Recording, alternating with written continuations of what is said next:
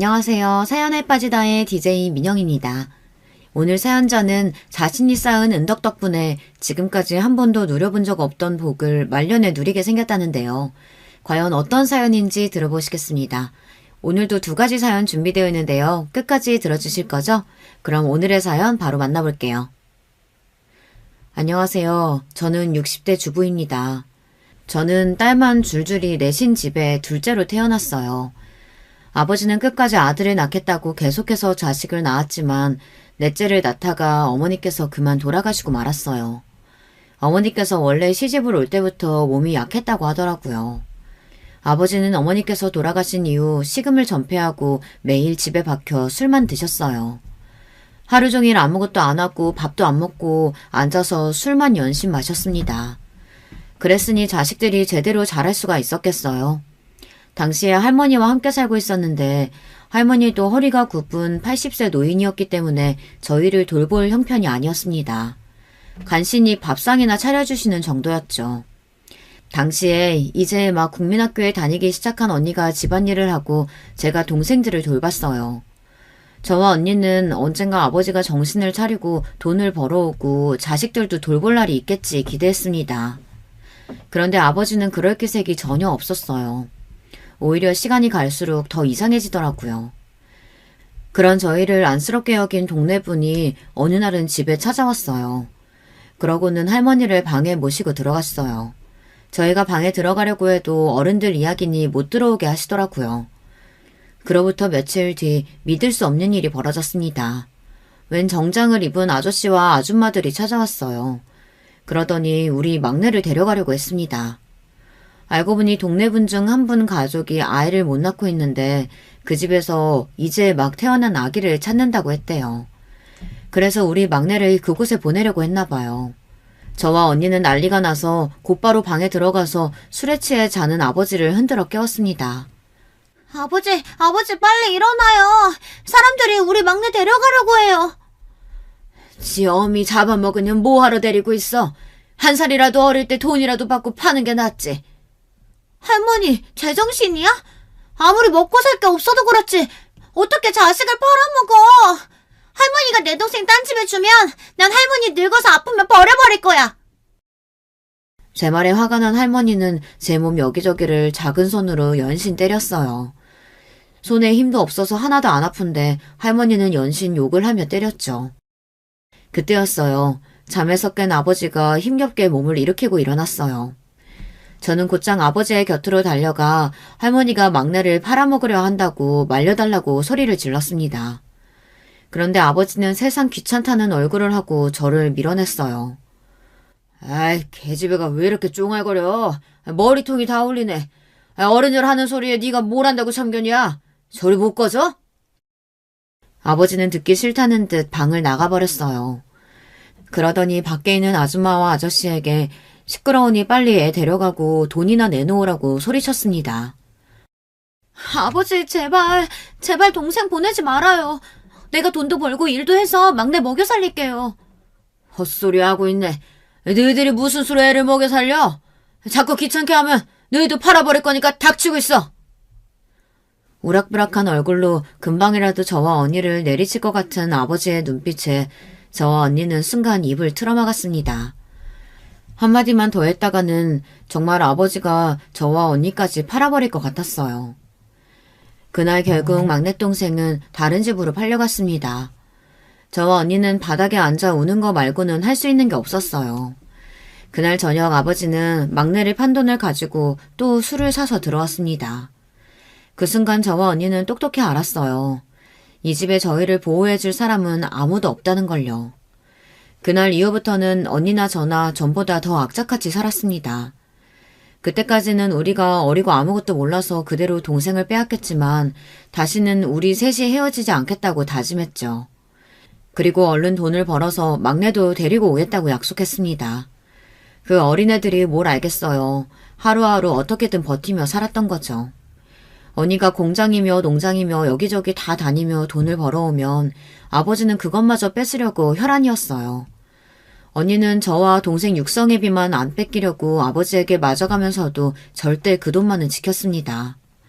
그때 언니가 고생하는 모습을 옆에서 보면 저도 눈물이 마르질 않았어요.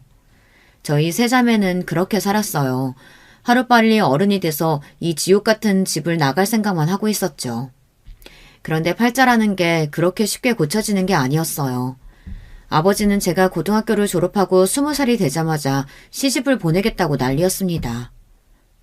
아직 언니도 시집 안 갔는데 제가 왜 시집을 가요?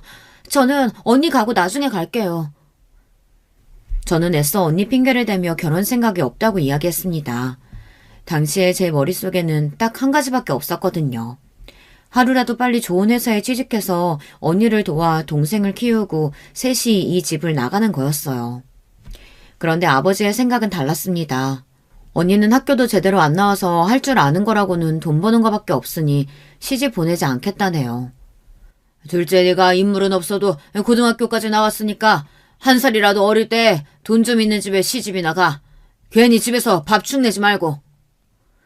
아버지라는 사람이 어떻게 자식들에게 저런 소리를 할 수 있을까요? 언니야, 하루도 안 쉬고 열심히 일해서 가장으로서 살고 있으니 시집 보내기는 아깝고 저나 동생은 데리고 있기 귀찮으니 돈 많은 집에 시집이나 가랍니다. 여자 팔자 그거 말고는 좋은 게 없다네요. 저는 순간 너무 화가 났습니다. 아무리 무식해도 그렇지 왜 저렇게 자식들에게 상처를 주는지 모르겠어요. 저는 순간 욱해서 태어나 처음으로 아버지에게 말을 쏘아붙였습니다. 아버지야말로 자식들한테 빌붙어서 사는 주제에 누구더러 밥을 축낸다고 해요. 아버지나 정신 차리고 나가서 돈이나 벌어와요. 뭐야? 이 인연이 말하는 꼬라지하고는? 너 이리 와. 오늘 너 죽고 나 죽자. 그날 저는 아버지에게 정말 개패듯 맞았습니다. 학교에서 돌아온 막내가 아버지를 말리는데도 아버지는 아랑곳하지 않고 저를 때렸어요. 그래도 몇 년 전까지만 해도 저희에게 이렇게 무차별적으로 손을 대지는 않았는데 할머니께서 돌아가시고 나서는 말리는 사람이 없으니 저희에게 온갖 화풀이를 해댔습니다. 저는 그날 너무 서러워서 방에 처박혀 나오지 않았어요. 밥도 안 먹고 물도 마시지를 않았습니다. 아버지라는 인간은 그 와중에도 술을 퍼마시고 잠들어 있었어요. 저는 속으로 생각했습니다. 도대체 저렇게 매일 술을 마셔야 되는데 왜 죽지 않을까 싶었죠. 그리고 마음 같아서는 이대로 나라도 콱 죽어버렸으면 좋겠다고 생각했습니다. 아버지라는 인간이랑 한 집에서 한시도 같이 살고 싶지 않아서요. 그날 저녁에 일을 마치고 돌아온 언니가 동생에게 이야기를 듣고는 방으로 들어왔습니다. 제 얼굴과 몸에 약을 발라주며 하루 이틀 일도 아닌데 왜 괜히 아버지에게 말대꾸를 했냐고 하더라고요. 속에서 천불이 나는데 어떡해. 언니, 돈 있지? 우리 그냥 지금이라도 이 집 나가서 셋이 살자. 저 인간 저렇게 술 마시는데 죽지도 않아. 아마 평생 죽지도 않고 살면서 우리 괴롭힐 거야. 그러니까 우리가 먼저 도망가자. 저는 진심이었습니다. 돈이고 뭐고 아버지라는 인간만 없으면 방 한 칸만 있어도 잘 살 수 있을 것 같았어요. 그런데 언니는 생각이 달랐나 봐요. 저를 안쓰러운 눈으로 한참 바라보더니 꼭 안아주었습니다. 아버지한테 저 인간이 뭐야. 그런 말 함부로 하는 거 아니야. 언니가 너 절대 이상한 집에 시집가게 안 할 거니까 걱정하지 마. 저는 그런 언니가 너무 답답했습니다. 언니는 화도 안 나? 아버지가 언니를 무슨 돈 벌어오는 기계로 알잖아. 그리고 나 절대 시집 안 가. 언니 두고 시집 안 갈 거라고. 저는 그대로 언니를 밀어내고 이불 속으로 들어가 버렸습니다. 그 순간 언니의 표정이 어땠을지 생각하면 지금도 가슴이 먹먹해요. 저도 그때는 너무 어려서 철이 없었어요. 생각해보면 언니도 그 집에서 도망가고 싶었을 거예요. 그렇게 버는 족족 매일 아버지에게 뺏기고 우리 학비에 용돈으로 매일 나갔으니 집을 나갈 돈 같은 거 있었을 리 없습니다. 가끔 그때의 언니를 떠올려보면 언니는 항상 같은 옷을 입고 있었어요. 저나 동생은 계절마다 새 옷을 사줬는데도 언니는 항상 공장 유니폼이랑 허름한 티셔츠만 입고 있었죠. 매일 아버지 싫다고 집 나가고 싶다고 울고불고 하는 저를 보며 언니는 얼마나 속상했을까요? 그때를 생각하면 언니에게 너무 미안해요. 그로부터 몇 년 뒤 저는 시집 가지 않겠다고 버티다가 결국은 시집을 갔습니다. 그럴 수밖에 없었어요. 아버지가 매일같이 남자 사진을 가지고 와서 선을 보라고 했지만 저는 몇 번이나 거절하고 버텼어요. 저도 언니에게 보탬이 되고 싶어 동네 우체국에 취직해서 일했거든요. 워낙 저나 언니나 다들 검소하다 보니 저까지 취직하고 나자 돈이 제법 모였어요. 저는 언니처럼 착한 애가 아니다 보니 월급을 절대 아버지에게 몽땅 뺏기지 않았습니다. 저는 언제든 언니와 동생을 데리고 나갈 준비를 하기 위해 돈을 열심히 모으고 있었습니다. 그런데 문제가 생겼어요. 사고 뭉치는 평생 사고 뭉치더군요. 그렇게 술을 퍼먹어대더니만 아버지께서 병에 걸렸어요.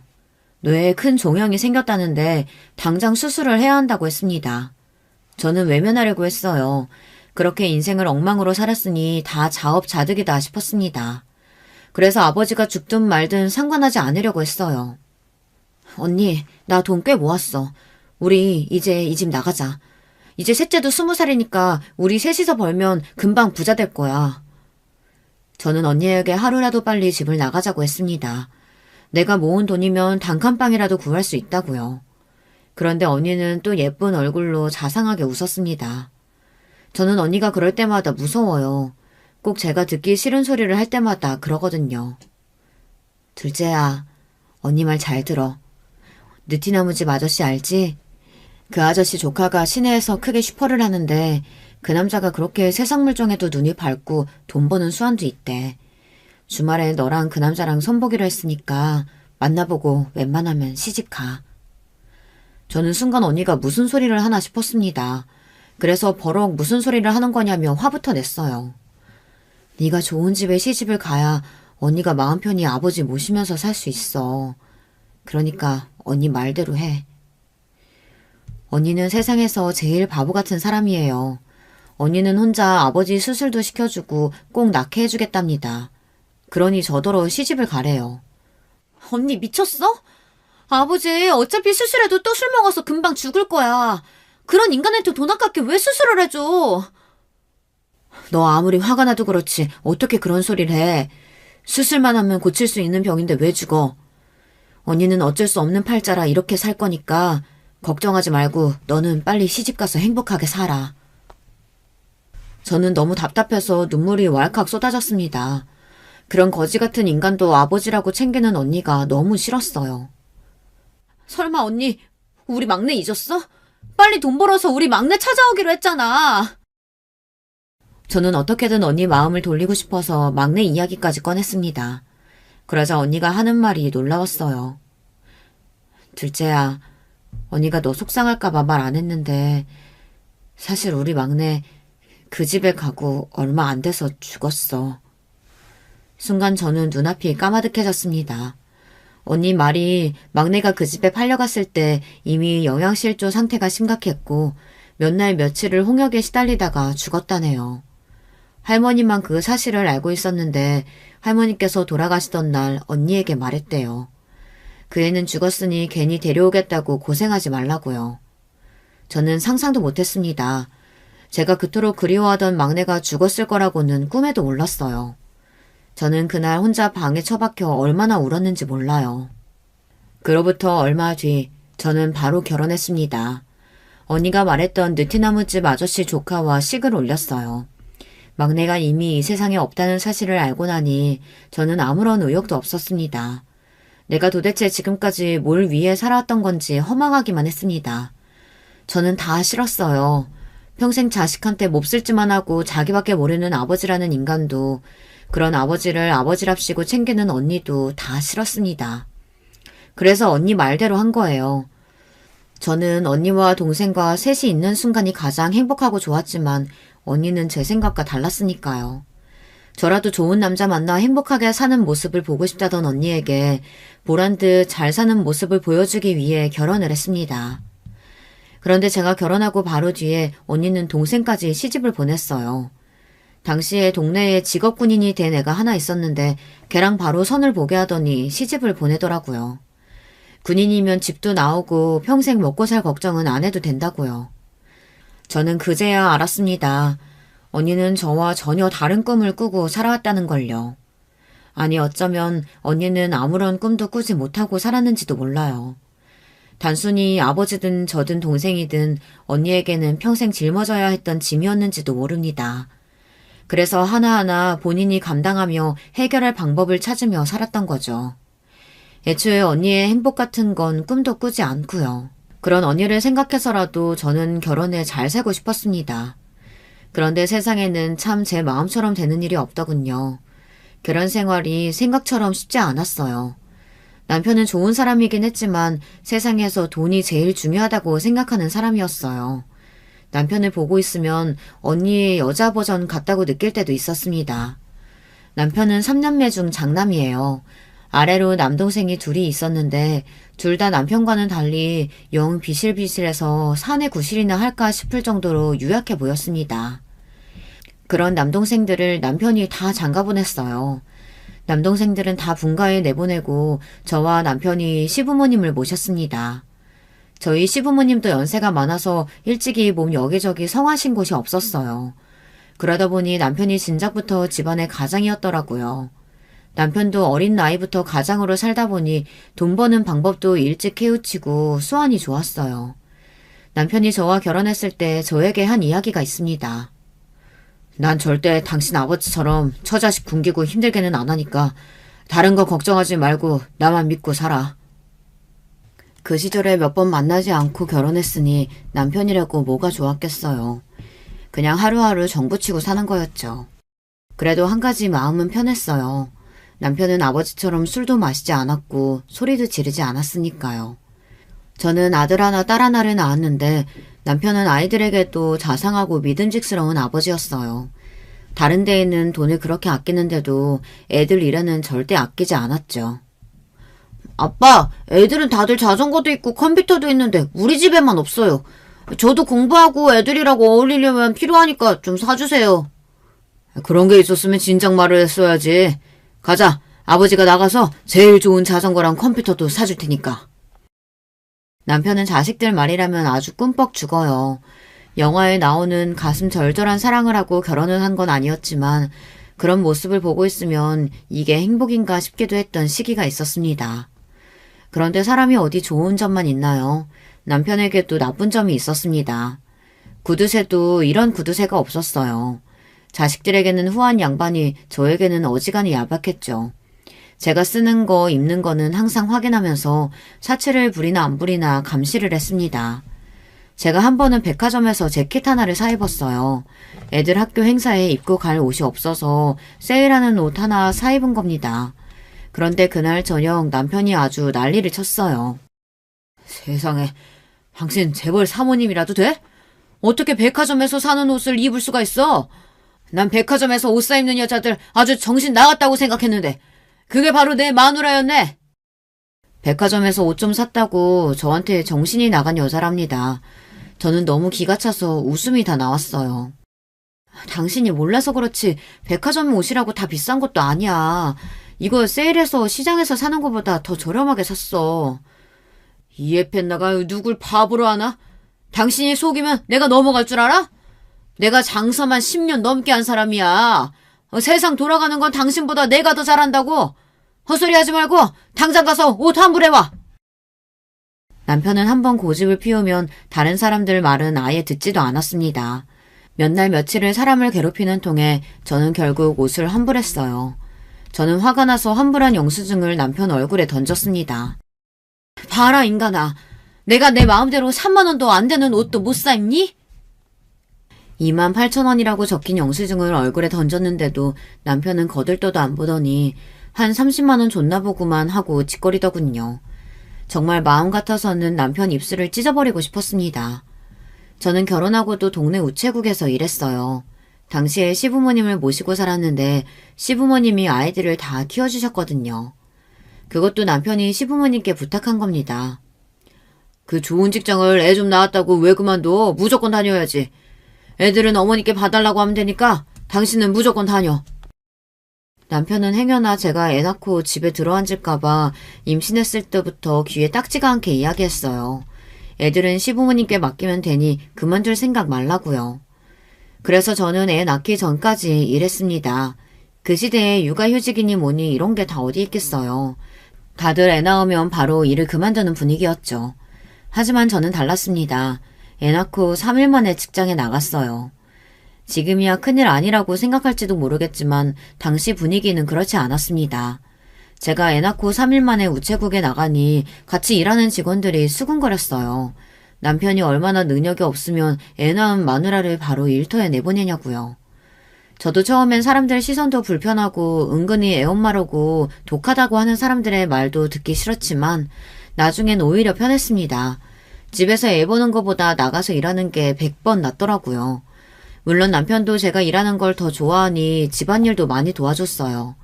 그런데 딱 한 가지 불편한 건 제 마음대로 돈을 하나도 못 쓰게 했어요. 월급이 나오면 통째로 남편이 가지고 갔습니다. 물론 생활비를 따로 받기는 했지만 제가 쓰고 싶은 돈이 있어도 통 쓰지를 못했습니다. 특히나 친정에 일이 생겨도 돕지 못했어요. 언니가 알아서 한다고 항상 신경 쓰지 말라고 했지만 어디 그럴 수 있나요? 언니 사정이야 제가 제일 잘 아는데 매번 아버지 병원비며 약값을 혼자 감당하는 게 마음에 쓰였죠. 셋째도 마찬가지예요. 셋째가 군인인 남편을 따라 인천으로 가서 집이 멀어졌어요. 애를 낳는다고 해서 가보고 싶어도 시간도 없고 돈도 없으니 갈 수가 없었습니다. 셋째가 애 낳은 지 벌써 100일이 다 돼가는데 언니가 돼서 한 번도 가보지를 못했네. 큰언니가 주말에 간다고 하니까 나도 같이 좀 다녀올게. 인천이면 버스비가 얼마나 간다 그래. 더구나 시부모님 모시고 사는 여자가 주말에 밥은 안 차리고 어디 친정을 가.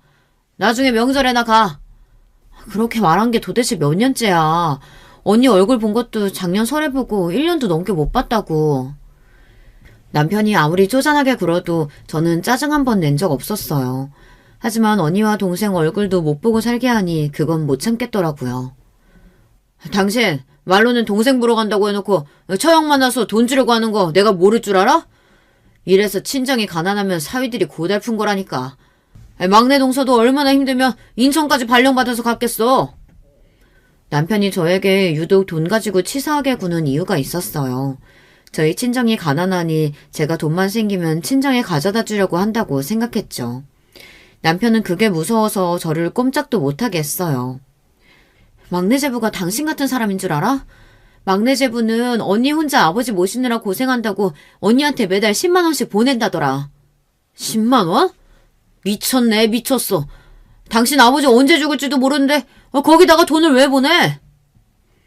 제 남편이 그런 사람이에요. 돈이라면 아주 벌벌 떨어서 사람 도리일도 할 줄 모르는 사람이었죠. 결혼 초부터 그러니 제 동생이나 언니도 알아요. 명절에 자주 만나지도 않았지만 가끔 언니 집에 가면 들어갈 때 과일 하나를 못 사가게 했어요. 저는 그런 남편이 너무 창피하고 싫어서 일부러 남편은 안 데리고 저 혼자 가버릇했다니까요. 그래야 언니한테 용돈이라도 좀 주고 올 수 있으니까요. 생각해보니 남편이 야박하게 구는 건 저뿐만이 아니네요. 자식들 말고 다른 사람한테 쓰는 돈은 다 아까워했어요.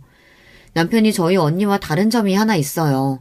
언니는 평생 가족들을 위해 희생하면서도 생색 한 번 낸 적이 없었지만 남편은 다릅니다. 남편은 동생들한테도 야박했어요. 본인은 고등학교도 졸업 못하고 동생들 돌보느라 고생했다는 걸 항상 억울해했죠.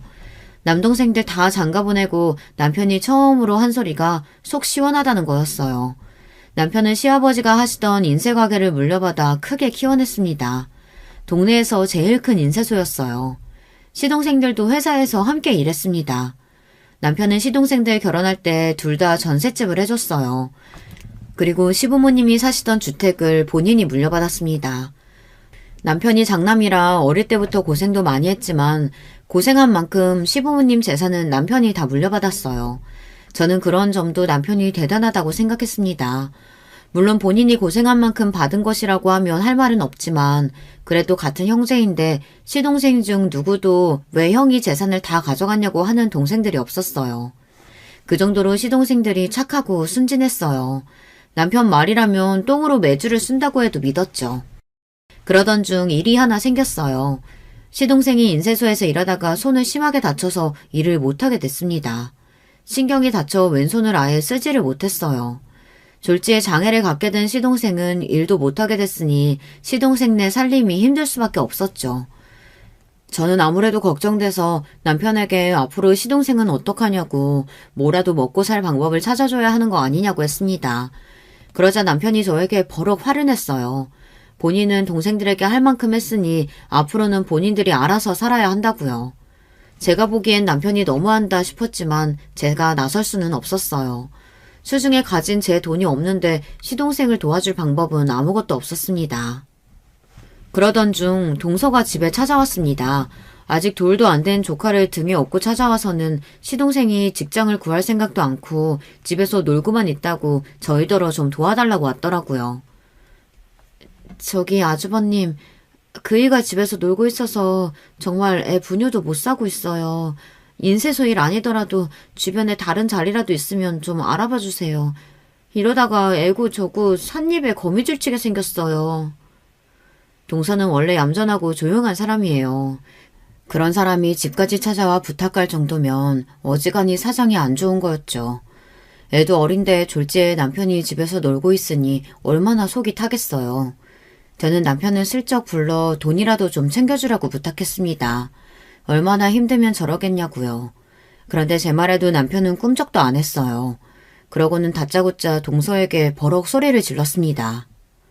재수씨, 지금 당장 손 병신된 놈을 누가 써주겠어요. 내가 그렇게 조심하라고 했는데도 에휴 정신 못 차리더니 한심한 놈. 아주버님이 저희 많이 챙겨주신 거 알죠? 근데 정말 방법이 없어서 그래요. 제발 좀 도와주세요. 그렇게 사정이 힘들면 재수씨라도 나가서 벌어야지. 무조건 여기저기 부탁만 하고 다닌다고 애 분유가 나오겠어요? 남편은 못된 거로 치자면 정말 챔피언이었습니다. 안 그래도 힘든 사람한테 아주 독하고 모질게 굴더군요. 남편은 조카를 업고 온 동서를 그냥 그대로 보냈어요. 저는 아무래도 마음이 쓰여 동서를 따라 나갔습니다. 그리고 동서를 은행에 데리고 가서 제가 가지고 있던 돈을 싹 찾아서 줬어요. 이거 너무 얼마 안 되는데 우선 당분간 아기 기저귀 값이라도 해. 내가 많이 못 도와줘서 미안해, 동서. 정말 얼마 안 되는 돈이라 저도 주면서도 동서에게 더 미안했습니다. 그런데 제가 건넨 돈을 보고는 동서가 갑자기 눈물을 쏟더군요. 형님, 감사해요. 저 염치 없지만 이 돈 받을게요. 안 그러면 정말 우리 애 굶어야 해서요. 동서는 고개까지 푹 숙이고 눈물을 뚝뚝 흘렸어요. 저도 눈물이 쏟아졌습니다. 그리고 남편이 너무 원망스러웠어요. 가진 게 없는 사람도 아니고 뻔히 있으면서 자기 삐출한테 저렇게 매몰차게 구는 걸 보니 사람 같지 않아 보였죠. 그 순간 저는 나라도 이렇게 살면 안 되겠다 싶었습니다. 지금이야 남편과 결혼해 가족으로 살고 있지만 제 본래 가족은 언니와 동생이에요. 저희 언니는 저를 이렇게 가르치지 않았습니다. 힘든 사람이 있으면 어떻게든 돕고 살아야 한다고 했어요. 내 배만 불리면서 사는 건 멍청한 짓이라고 했습니다. 저는 그때부터 남편 모르게 따로 돈을 모았어요. 남편이 자식들 일을 돈을 아끼지 않는다는 점을 이용해 돈을 받아냈습니다. 딸아이 학원비도 속여서 받고 아들 등록금도 속여서 받았어요. 제가 다른 데 쓸 돈이 있어서 그런 건 절대 아니에요. 단지 제가 번 돈 정도는 제가 쓰고 싶은 곳에 쓰고 싶었습니다. 제 월급이 올라도 남편이 주는 생활비는 20년 동안 항상 똑같았거든요. 그 옛날 길거리에서 돈 20만 원에 눈물을 펑펑 쏟던 동서를 보는데 제가 결혼하고 지금까지 너무 바보처럼 살았다는 생각밖에 들지 않았어요. 동서가 죽은 제 막내 동생이랑 딱 동갑이에요. 동서는 사람이 참 참하고 순해요. 어리숙하고 세상 물정 모르는 시동생이랑 살면서도 화 한 번 안 내고 꾹 참고 산 사람입니다. 저는 동서를 처음 봤을 때부터 동생 같고 그랬어요. 그런 사람이 힘들어서 도움을 청하는데도 제가 해줄 수 있는 게 고작 20만 원이라는 게 너무 속상했습니다. 그래서 그날 이후 제가 변하기 시작한 거예요. 그전까지도 남편 말이 다 맞는다고 생각한 건 아니었지만 그래도 남편이 악착같이 열심히 살고 있으니 나도 같이 도와서 열심히 살다 보면 우리 가족이 전부 행복해질 줄 알았어요. 그런데 아니었습니다. 남편은 자기 욕심대로 혼자 잘 먹고 잘 살려고 하는 거였어요. 남편과 사는 20년 동안 저는 달라진 게 하나도 없어요. 나이가 많아 우체국을 그만두고 나서도 남편이 쉬지 못하게 해서 저는 마트에서 일합니다. 하지만 남편은 저와 달라요. 몇 년 전 시부모님이 돌아가시고 나서는 인쇄소 문도 닫더니 인쇄소 건물을 팔아 아는 친구 회사에 투자를 했어요. 그 회사에 임원으로 등록돼서 나오는 돈으로 편하게 골프도 치러 다니고 낚시도 하러 다녀요.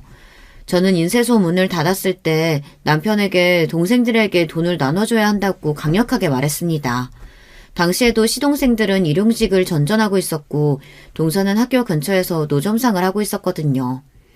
저는 여자 혼자 몸으로 밤늦게까지 노점상에서 분식을 파는 동서가 안쓰러웠습니다. 마음 같아서는 동서에게 작은 가게라도 하나 차려주고 싶었어요. 그런데 남편은 인쇄소 판 돈을 왜 동생들에게 나눠주냐고 노발대 말했습니다. 내가 평생 일해서 일군 회사인데 그 돈을 왜 그 새끼들한테 줘? 안 그래도 결혼할 때 전세금 내준 것도 아까워 죽겠는데. 당신이 열심히 키웠어도 건물은 시부모님 거였잖아. 전세금도 시부모님이 주신 돈이고. 저는 남편이 하는 소리는 다 듣기 싫었습니다. 항상 본인이 한 것만 생각하지 남한테 받은 건 잊어버리고 살았어요. 그래서 우리가 부모님 돌아가실 때까지 모시고 살았잖아. 그 수발 드느라 얼마나 고생을 했는데. 정말 기가 찼습니다. 시부모님 모시고 살면서도 일하면서도 수발은 내가 다 들었는데 꼭 자기가 한 것처럼 굴더군요. 아무리 우리가 시부모님 모시고 살았다고 해도 우리도 애들 맡기고 살면서 부모님 덕 많이 봤잖아. 그런 걸 다 떠나서 동생들 힘들게 사는 거 보면 안쓰럽지도 않아? 당신네 핏줄이 그렇게 물러 터졌으니까 아직도 그 모양 그 꼴로 사는 거야. 당신 언니 봐라. 평생 아버지 수말만 들고 살다가 시집도 못 가고 저렇게 혼자 독거노인으로 사는 거. 뭐? 독거노인? 당신 말 다 했어? 내 말이 틀려? 당신 언니 재산이라고는 빚밖에 없는 노인데 돌아가실 때까지 수발 들고 살다가 얻은 게 뭐가 있어? 당신도 언니 혼자 사는 거 불쌍하다고 행여나 도와줄 생각하지 마. 내가 당신처럼 쫑생이랑 사는데 우리 언니가 나한테 도와달라고 하겠니? 당신이야말로 독거노인으로 늙어 죽기 싫으면 정신 차려. 제 말에 기분이 상한 남편은 고래고래 소리를 질렀지만 저는 아랑곳하지 않았습니다. 20년을 넘게 살다 보니 남편 같은 건 무섭지도 않았어요. 그러던 중 믿기지 않는 일이 벌어졌어요. 제가 마트에서 일을 하고 퇴근하고 집에 가는데 동서에게 연락이 왔더라고요. 동서는 말도 제대로 못할 정도로 울고 있었어요. 저는 무슨 일이냐고 왜 그러냐고 물었습니다. 가게에 무슨 일이 있냐고요. 그런데 시동생이 죽었답니다. 시동생은 한 손이 불편하다 보니 공사 현장이나 교통관리나 안전관리하는 일을 했었어요. 그런데 비가 많이 오는 날 일을 나갔다가 교통관리 중 산사태가 나서 죽고 말았답니다. 저는 가슴이 철렁 내려앉는 것 같았어요. 동서와 아직 학교에 다니는 조카가 너무 안쓰러워서요. 그런데 세상 일이라는 게 참 잔인합니다. 분명 근무 중 당한 사고라 보상이라도 좀 나올 줄 알았더니만 시동생의 부주의로 인한 사망이라 보상금을 전혀 받을 수 없다네요. 시동생이 안전관리를 하는 직원인데 안전모랑 보호장비를 착용하지 않았대요. 더군다나 비가 많이 오는 날이라 분명 본사에서는 철수하라고 했는데도 현장에서 어겼나 보더라고요. 시동생은 결국 보상도 받지 못하고 장례를 치렀습니다. 거기다가 장례식장은 조용하고 문상객도 별로 없었어요. 그런 와중 남편은 또 초를 치는 소리만 해댔습니다. 평생 거지같이 살더니만 죽을 때도 지질이 궁상으로 간다고요. 저는 남편 하는 소리가 듣기 싫어 그만하라고 다그쳤어요. 그런데 문제는 거기서 끝이 아니었습니다. 동서가 장례 비용이 부족했나 봐요. 결제가 다 안 돼서 장례 마지막 날 직원들이 찾아왔습니다. 그걸 보고도 남편은 팔짱을 끼고 모르는 척 하고 있었어요. 저는 남편의 옆구리를 쿡쿡 찔렀습니다. 그리고 우리가 결제하자고 남편에게 말했어요. 그러자 남편이 놀란 토끼 눈이 되어서는 저에게 말도 안 되는 소리를 한다고 했습니다. 우리가 저걸 왜 내? 조의금 들어온 걸로 알아서 하겠지. 뻔히 동선의 사정 알면서 치사하게 그래야겠어? 남은 비용 얼마 되지도 않는데 그냥 좀 내. 제 말에도 남편은 모르는 척 시치미를 떼고 있더군요. 동서가 카드를 꺼내 계산하는데도 모르는 척 하고 있었어요. 저는 남편한테 그나마 있던 정마저 떨어지는 것 같았습니다. 저희 아버지 돌아가셨을 때도 그랬어요. 언니가 여기저기 뛰어다니며 다 알아서 하는 걸 보면서도 일절 얼마 나왔냐 한번 묻지도 않았어요. 물론 제가 남편 모르게 따로 챙겨둔 돈으로 알아서 언니에게 장례 비용을 주기는 했지만 남편에게 선호한 건 어쩔 수 없었습니다. 워낙 그런 인간이라는 거야 진작 알고 있었지만 부모님이 돌아가신 장례식장에서까지 그럴 줄은 몰랐어요. 더군다나 돈도 안 내놓을 거면 입이나 좀 닥치고 있을 것이지 입만 열었다 하면 개소리를 했습니다. 아버지가 돌아가셨을 때도 언니 앞에서 굳이 안 해도 될 말을 떠들어댔습니다. 그러고 보면 장인어른은 참 복도 많으세요. 평생 아들 없다고 투덜거리시면서 딸은 필요 없다고 하시더니만 평생 처형 덕분에 먹고 사셨잖아. 그래도 지금이라도 돌아가셨으니 얼마나 다행이에요. 처형은 이제 속이 다 시원하겠어요. 저희 자매들에게는 아무리 사람 같지 않은 사람이었어도 아버지였어요. 아버지가 돌아가셨다는데 사이라는 인간이 잘 됐답니다. 당신은 제발 입 좀 다물고 있어. 나이가 들수록 왜 그렇게 푼수를 떨어. 그만하라고 다그치는데도 남편은 오히려 자기가 뭐 틀린 소리 했냐고 큰 소리를 쳤습니다. 남편이 그런 인간이라는 걸 너무 잘 알다 보니 제가 시동생 장례식에 가면서도 남편에게 말 조심하라고 그렇게 미리 당부를 했어요. 그런데 남편이 어디 제 말을 듣는 인간이던가요. 남편은 돈도 안 내놓으려면 가만히나 좀 있지 그 가벼운 입을 또 놀리더군요. 아이, 재수씨도 참 답답하네요. 남편이 멍청하면 재수씨라도 정신 바짝 차리고 살았어야죠. 도대체 어떻게 돈 관리를 했길래 장례식 비용도 없어요? 이래서 가난한 사람은 평생 가난하게 사는 거라니까. 당신 도대체 왜 그래? 안 그래도 힘든 동서한테 꼭 그런 식으로 말해야겠어? 저는 부끄러워서 도저히 얼굴을 들 수가 없었습니다. 남편은 나이가 들수록 왜 저렇게 늙어가나 모르겠어요. 저는 납골당으로 가는 버스 안에서 제가 대신 동서에게 사과를 했습니다. 그리고 애써 위로하려고 애썼어요. 그런데 동서 말이 가슴이 아프더군요. 아주버님 말 틀린 거 하나 없어요. 멍청한 남편이랑 살면 저라도 정신 바짝 차리고 살았어야 했는데 저도 생각이 없었어요. 아까는 창피해서 말씀 못 드렸는데 이 인간이 알고 보니까 저 모르게 빚을 졌더라고요. 빚이라니? 죽은 서방님 앞으로 무슨 빚이 있었다는 거야? 장례식장에 온 손님들이 그러는데 남편이 같이 일하는 사람들이랑 어울려서 이상한 도박을 하고 다녔대요. 핸드폰으로 하는 거라는데 저 모르게 주변 사람들한테 빌린 돈이 1,000만 원이 넘는데요. 저 노점상도 벌금 밀려서 못하고 있는데 앞으로 애랑 둘이 어떻게 살아야 할지 너무 막막해요. 동서 말을 듣는데 절로 한숨이 나왔습니다. 동서 팔자도 참 기구해요. 동서도 어릴 때 어머니가 집을 나가 할머니 밑에서 자랐어요. 아버지는 돈 벌어온다고 나가서 돌아오지도 않았고요. 그러다 보니 시동생이랑 결혼하기 전까지 할머니랑 살며 외롭게 살았답니다. 그런 사람이 결혼해서도 평생 부족한 남편 뒤치다꺼리하며 살다 보니 고생이 참 많았어요. 그런데 이제는 남편이 남겨둔 빚까지 갚으며 살아야 하는 지경이었습니다. 저는 아무래도 마음이 좋지 않아 시동생 화장을 하는 내내 집중이 되질 않았어요. 화장하는 동안 바닥에 주저앉아 우는 동서와 조카를 보는데 가슴이 찢어질 것 같았습니다. 장례식이 끝나고도 저는 마음이 편하지 않았습니다. 동서와 조카가 앞으로 살 일을 생각하니 저까지도 막막하더라고요. 저는 도저히 이대로는 안 되겠다 싶어 며칠 뒤 동서를 찾아갔습니다. 그런데 동서는 이삿짐을 싸고 있었어요. 동서, 웬 이삿짐이야? 이사하려고? 저는 놀라서 동서에게 물었습니다. 그러자 동서가 힘없이 웃어 보이더군요. 빚쟁이들한테 자꾸 연락이 와서 더는 못 버티겠더라고요. 그나마 이 집이라도 있으니 전세금이라도 빼서 빚 다 갚고 둘이서 월세라도 가려고요. 저는 입술을 앙 다물고 울지 않기 위해 노력했습니다. 그리고 준비해간 통장을 동서에게 건넸어요. 동서, 이거 받아. 내가 우리 남편 모르게 혼자 야금야금 모은 돈인데 나중에 우리 딸내미 시집 갈 때 쓰려고 했거든. 근데 글쎄 우리 딸내미는 시집 안 가고 평생 나랑 산다고 그러네. 그러니까 이건 그냥 동서 주려고. 제 말에 놀란 동서는 통장을 확인했습니다.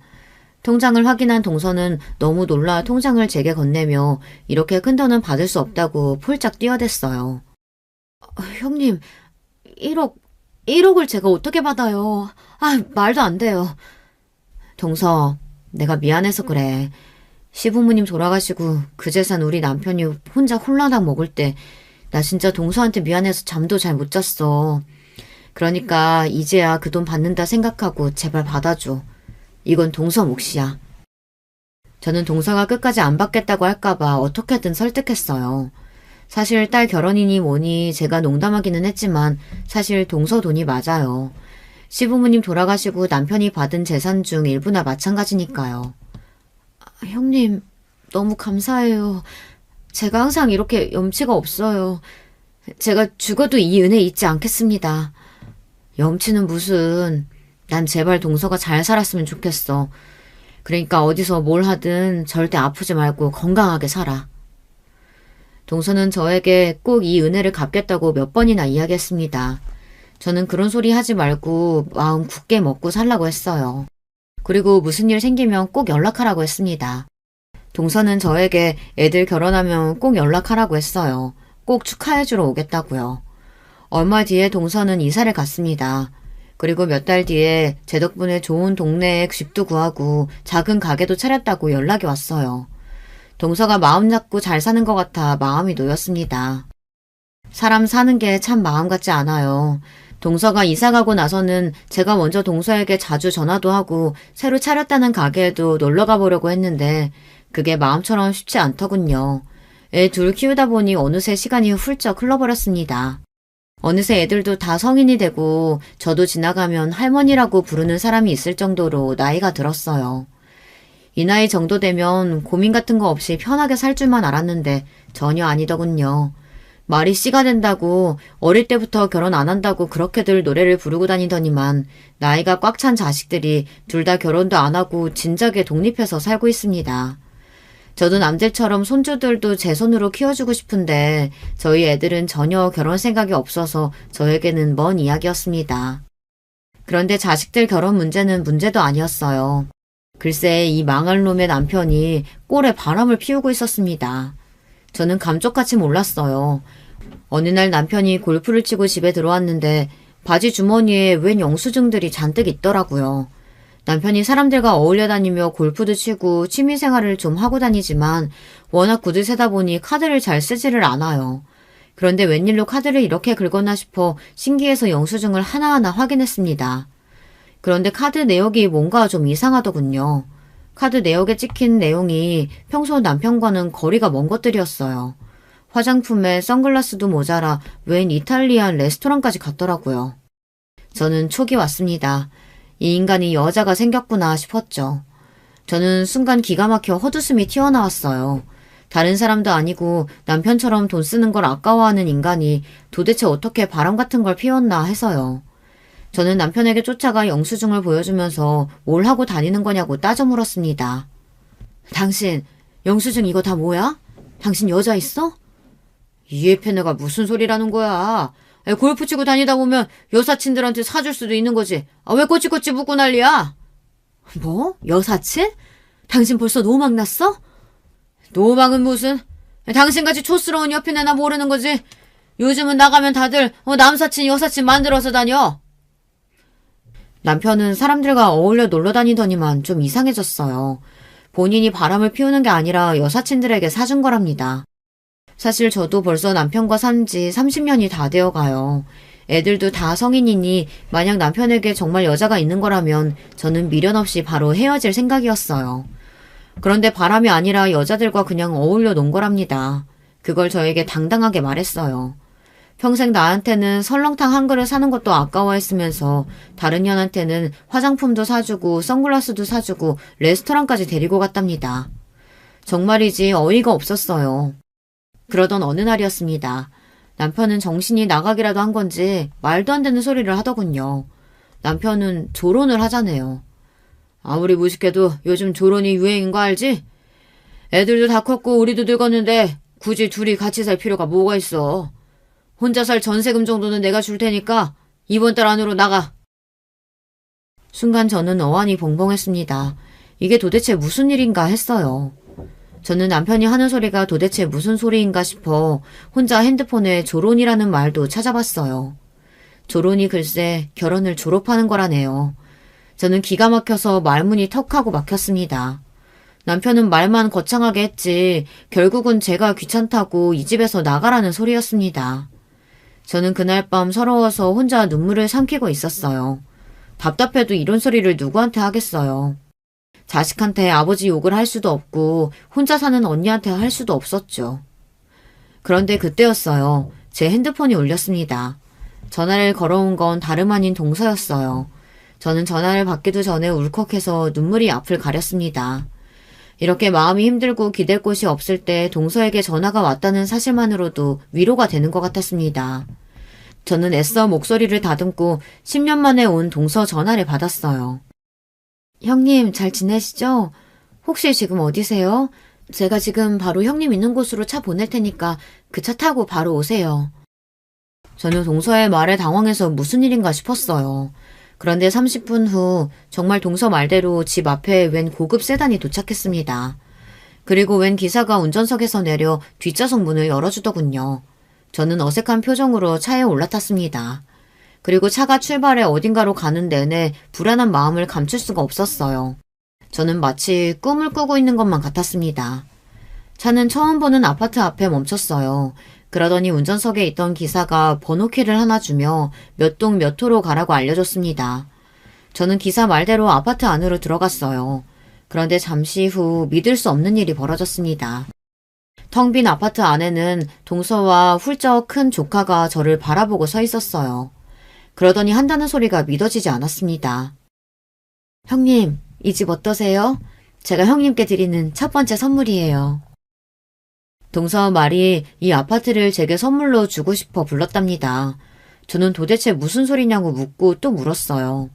그런데 그때부터 동서가 저를 앉혀놓고 지난 10년 동안 있었던 일에 대해 이야기를 하는데 무슨 드라마라도 보는 것처럼 믿기지 않았습니다. 동서는 제가 준 1억으로 작은 분식집을 시작했다가 장사가 잘 돼서 금방 돈을 벌어 조금 더 큰 식당을 차렸답니다. 메뉴는 소고기 국밥 하나였는데 그 국밥이 맛집으로 소문이 나서 장사를 시작한 지 5년 만에 가게가 있던 10억짜리 건물을 사게 됐답니다. 그리고 1년 뒤 그 건물이 재개발이 돼서 순식간에 돈방석에 앉게 됐대요. 동서는 10년 만에 50억짜리 건물주가 됐답니다. 그리고 더 대박인 건 조카도 공부를 열심히 해서 변호사가 됐더라고요. 이게 다 형님이 준 1억 덕분이에요. 그 1억이 어느새 50억이 돼서 내 딸도 대학도 보내주고 변호사도 만들었어요. 동서는 이 은혜를 갚는 날만을 기다리고 있다 저에게 꼭 선물하고 싶었던 아파트가 마침 나와서 저에게 연락을 한 거랍니다. 저는 순간 참지 못하고 또 울고 말았어요. 동서가 이렇게 성공한 것만 봐도 너무 행복한데 저를 잊지 않고 있었다는 것도 고마웠어요. 저와 동서는 그날 밤새도록 수다를 떨었습니다. 저는 지난 10년 동안 제가 남편에게 받았던 서름을 다 털어냈습니다. 제 이야기를 가만히 듣던 동서가 제 손을 꼭 잡았습니다. 형님 곁에 제가 있는데 뭐가 걱정이에요. 아주버님이랑 조론 같은 거 하지 말고 그냥 이혼하세요. 이혼하고 이 집에 들어와서 저랑 행복하게 살아요. 동서는 진심이었습니다. 사실 제게 아파트를 주려고 한 건 제 아이들이 결혼할 나이니 집이 필요할 것 같아 집으로 준비한 건데 때마침 이 아파트가 필요한 건 저인 것 같으니 이참에 이혼하고 남편에게 벗어나 행복하게 살랍니다. 동서 말이 맞아요. 저도 남편이 너무 지긋지긋합니다. 이혼도 아니고 조론을 하자고 한 것도 너무 기가 막혀요. 사실 이 일로 제가 혼자 머리를 싸매고 고민하고 있으니 동서가 사연을 보내라고 하더군요. 아마 다들 이혼하라고 할 거라고요. 사실 저도 마음 같아서는 동서 말대로 이혼하고 바로 이 아파트에 들어와 살고 싶습니다. 동서 말대로 같이 여행도 다니고 행복하게 살고 싶어요. 그런데 하나 걸리는 건 자식들이에요. 아직 제 아들하고 딸이 결혼도 안 하고 살고 있잖아요. 다 늙은 부모가 이혼해서 따로 산다고 하면 아이들 인생에 흠이 되진 않을까 고민입니다. 남편이 철도 없고 자기밖에 모르는 독불장군이긴 하지만 지금까지 30년을 넘게 같이 살비비며 살았는데 이렇게 매정하게 돌아사는 게 맞는지 모르겠어요. 제 사연을 끝까지 들어주신 여러분들께서 제가 앞으로 어떻게 하면 좋을지 함께 고민 좀 해주세요. 여러분의 의견 댓글로 남겨주시면 제가 동서와 함께 꼼꼼히 살펴보도록 하겠습니다. 지금까지 제 이야기를 들어주셔서 감사합니다. 여러분의 가정에는 항상 즐거운 일만 가득하시길 바랄게요. 여러분, 두 번째 사연 시작하기 전에 좋아요, 구독 꼭 눌러주실 거죠? 그럼 두 번째 사연 바로 시작합니다. 안녕하세요. 저는 광활한 경기도의 어느 한 동네에 살고 있는 여성이랍니다. 저는 일찍이 저희 친정 집안에서 개천 용으로 꼽혔어요. 지금은 찾아보기가 힘들어졌다는 개천에서 난 용이 무엇인지 여러분들은 아마 다들 아시겠죠? 배경 없이 오로지 자력으로만 성공을 일구어낸 드물고 어려운 경우를 그렇게 부르는 것인데요. 저희 집안이 극심하게 가난하진 않았으나 형편이 여유롭진 못했고 특히나 학구열을 불태울 수 없는 분위기와 환경이었어요. 그 가운데서 자라난 저는 그래도 나름 2년제 전문대라도 나오면서 대학 졸업장을 따냈고요. 처음엔 생산직으로 일을 시작했다가 비록 단순 업무의 반복이었다지만 사무직으로 옮겨갔고요. 이때 자격증 공부도 엄청 열심히 하고 각종 프로그램들을 열이 넘치게 익히면서 점차 다재다능한 면모들을 갖춰가기 시작했어요. 제가 자리를 잡은 후에 만나서 결혼하게 된 상대, 제 남편은 4년제 대학을 나온 사람이었는데 대신 위치가 지방이었답니다. 그 대학교의 이름을 들으면 웬만하면 사람들이 고개를 갸웃하면서 그런 데가 우리나라에 있었던가 싶어질 법한 곳이었으나 남편의 전공은 그나마 그 대학교에서 유일하게 내세울 자랑거리였다는 게 중요했어요.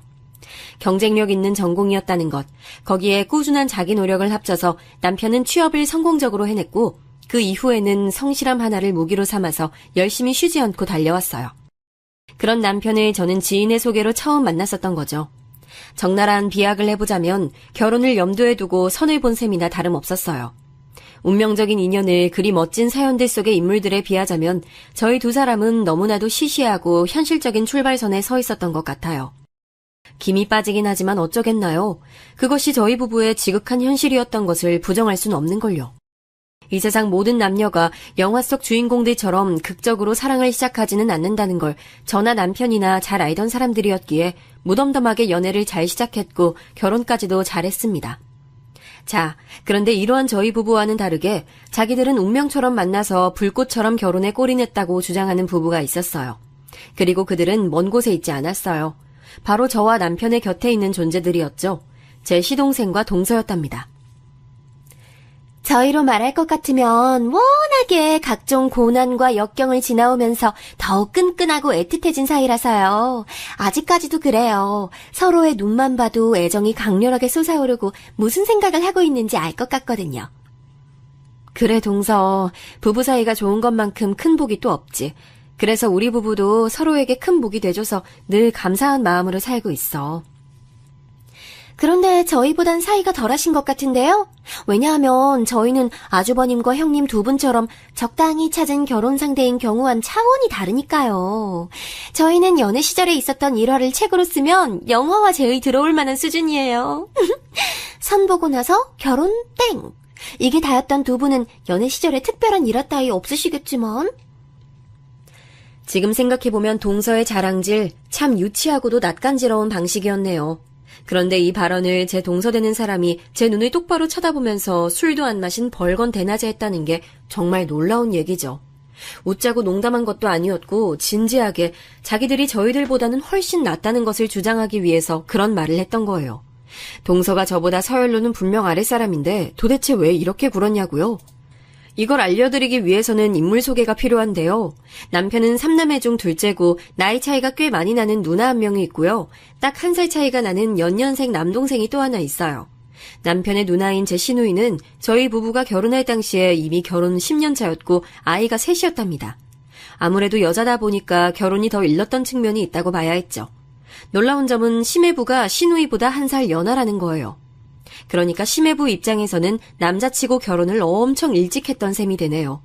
혼전 임신도 아닌데 왜 시매부가 남자임에도 결혼을 일찍 했는지 궁금했는데 알고 보니 시매부 주변의 사람들은 가족이고 지인이고 가리지 않고 전부 다 결혼들을 일찍 했다고 하더라고요. 20대를 넘겨서 결혼한 사람은 아무도 없다는 얘기를 듣고 제가 그 당시에도 정말 깜짝 놀랐던 기억이 있네요. 시매부는 고등학교를 졸업하자마자 바로 일부터 시작했고 그래서 꽤 이른 나이에 나름 결혼자금이라고 부를 만한 금액이 모였었다는 듯 싶었어요. 아, 참고로 시누이는 전문대를 나왔고 전공과는 전혀 관련 없는 일을 하던 도중에 결혼을 한 것이었고요. 시부모님 설명도 간단히 드려보자면 시아버지께서는 고등학교 졸업하신 이후 공장의 잡일부터 설치기사 일까지 가리지 않고 해오신 분이고요. 시어머니께서는 중학교까지 공부를 마치신 이후로 돈을 벌기 위해 사회생활에 몸을 담으셨고 시아버지와는 우연히 인연이 닿아서 교제를 하신 끝에 결혼까지 가셨다고 하더군요. 이쪽이고 저쪽이고 양가 수준이 너무나도 비슷했기 때문에 오히려 결혼하기엔 수월했지. 따질 게 없었으니 말이야. 대신 서로의 집안에서 더 좋은 상대 만나지 왜 너무 똑같은 상대를 골라왔나 싶어서 조금 아쉬워했다고나 할까? 시어머니께서는 너스레를 떨어대셨으나 실상은 녹록지 않은 결혼 생활의 시작이었을 거예요. 두 분은 단칸방에서 출발하셨거든요. 부지런히 쉬지 않고 일을 하며 자식들 키우는 동안에도 절대 돈을 허투루 쓰지 않으시며 집을 넓혀가셨죠. 어쨌든 저를 포함한 시댁 인물들 중에서 소위 학력 자랑이라는 것을 할 만한 인물은 아무도 없었어요. 고학력자나 다른 배경을 내세우며 뻐길 만한 사람이 아무도 없었고 적나라한 표현을 해보자면 저희는 다 그나물의 그 밥이었던 거예요. 하지만 여기서 드디어 동서의 소개가 나옵니다. 동서는 시댁에 입성했을 때부터 거의 칭송을 받는 존재였어요. 시부모님은 물론이고 시댁의 온갖 친척 어르신들이 동서만 보면 고맙고 예뻐서 어쩔 줄을 몰라 하셨네요. 사실 동서가 결혼한 제 시동생은 일찍이 결혼했다가 이혼을 한 전적이 있어요. 제 남편과 고작 1살 차이라고는 해도 집안의 막내는 막내, 게다가 아들이니 시부모님께서 얼마나 어렸을 때부터 시동생을 귀여워하셨는지 안 봐도 비디오였죠. 남편은 알랑방귀 못 끼고 사람이 좀 외골수라서 정직해 보이긴 해도 재미가 없는 편인데 시동생은 사랑받으며 자란 막내 아니라고 할까봐 유머 감각도 있고 훨씬 더 성격이 활기찬 편이에요. 그런 시동생이 여자 잘못 만나서 고작 25에 유부남이 됐다가 딱 1년 만에 이혼을 했으니 시댁이 이 시기에 난리도 아니었다고 하네요. 시동생은 그 여자 때문에 다니던 대학도 중퇴를 했다고 하네요. 그래서 최종 학력이 살짝 억울하게 고졸이에요. 그러길래 내가 혼인신고 섣불리 하지 말라고 그렇게 귀에 인이 박히도록 잔소리를 했는데도 말을 더럽게 안 처먹더니 지 부모 속 다 문드러지게 만들어서 정말 너무나도 힘들었는데 아유. 그러나 그런 때가 다 지나가고 이 금덩이 같은 며느리를 데리고 왔으니 이 얼마나 큰 복이니. 뭐 저처럼 지덕체를 다 갖춘 신부감이 또 없는 건 사실이기는 하죠. 어머님도 이제 옛날 일은 다 잊으세요. 떠올려봤자 기분만 나빠지는 거 아니겠어요? 그래 맞다. 내가 우리 잘난 작은 애를 두고 괜히 굳이 옛날 일만 들출 필요가 없지. 네가 참 보면 볼수록 우리 집안의 귀한 인물이로구나. 과거를 회상하며 인상을 쓰시던 시어머니의 표정도 금세 환하게 만들 수 있는 존재. 그게 바로 동서였죠. 이혼이라는 전적을 달고 있는 막내 아들과 기꺼이 결혼을 해줬다는 것만으로도 동서는 우선 시부모님으로부터 가산점 크게 먹고 들어가는 거였고요. 게다가 집안까지 꽤 좋은 편이었어요. 동서의 외삼촌으로 되시는 분은 중학교 교사였고 육촌 오빠는 초등학교 교사였으며 사촌 언니는 3층 건물을 통으로 사용하는 대형 피아노 학원의 원장이라고 했어요. 일가 친척들이 다 공부를 일정 수준으로 한다고 들었고 동서 본인도 서울 소재 4년제 대학 출신이었답니다. 시동생과 동서는 양가에 굳이 교제 사실을 알리지 않은 채로 5년 가까이 연애를 했어요. 사귄다고 그러면 결혼 질문이 날아들을까봐 그게 부담스러워서 숨겼다고 하네요. 아무튼 저는 집안에 동서처럼 배울 만큼 배운 멋진 여성이 있다는 것이 너무 좋았고 반가운 기분이었어요. 그래서 제가 먼저 동서에게 친해지고 싶다는 의사를 밝히며 다가갔었죠. 나는 동서 같은 인물이 내 동서라는 게 너무 좋아. 내가 굉장히 향상심이 강한 사람이거든. 여자가 자리 욕심 있다고 하면 사회생활하는데 힘들어져서 가끔은 나 자신을 감추고 억누르며 사는 중인데 기회가 생긴다면 망설이지 않고 치고 들어갈 준비는 늘 돼 있어. 난 이런 사람이라서 동서처럼 똑똑하고 멋진 여성을 한 집안에서 만나게 된 점이 너무 설레. 같은 동지를 발견한 느낌이라고 할까? 우리 앞으로 서로의 인생을 응원해주며 지내자. 같은 동지라니요? 네, 뭐 그렇게 생각하고 싶으시면 하세요. 말리고 싶진 않으니까요. 하지만 형님과 저 사이에는 엄연한 계급의 차이라는 게 있다는 점을 확실히 인지하고 또 앞으로는 명심해 주셨으면 좋겠네요. 그럼 전 이만 자료 취합할 게 있어서 좀 바쁘네요. 그런데 제가 첫 판에 대차게 거절당한 거예요.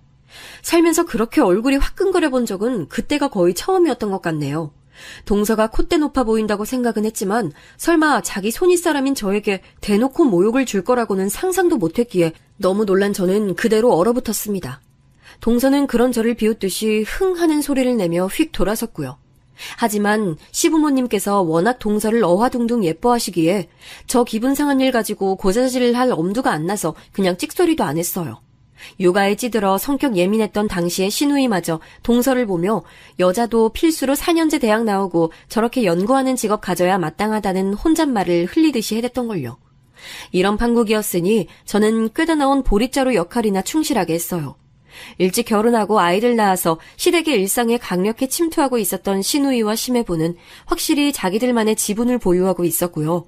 시동생은 워낙 예전부터 집안의 관심과 애정을 독차지해온 인물이었고 동서는 그런 시동생을 재혼으로 구세해준 구세주의자 은근히 학벌 컴플렉스가 있었던 시댁 사람들이 동경할 수밖에 없는 배경을 지닌 고학력자였으니 부부 셋 쌍 중에서 저랑 남편이 가장 뒤떨어졌어요. 어쩔 수 없이 그렇게 됐고 또 그게 눈에 보이더라고요. 저도 사람인지라 시누이는 친딸이니까 그렇다 쳐도 제가 손윗사람인데 동서만 더 높게 쳐주시는 시부모님의 태도에 좀 속상하긴 했어요. 간단하게 저녁을 먹는 자리에서의 예시가 이러했네요.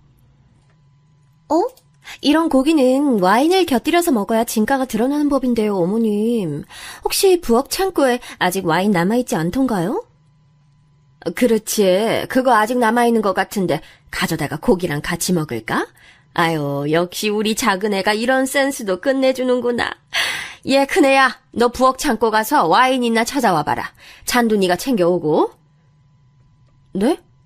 어머님, 제가요? 와인의 진가를 잘 아는 사람이 움직이는 게 나을 것 같은데요. 그렇지, 동서.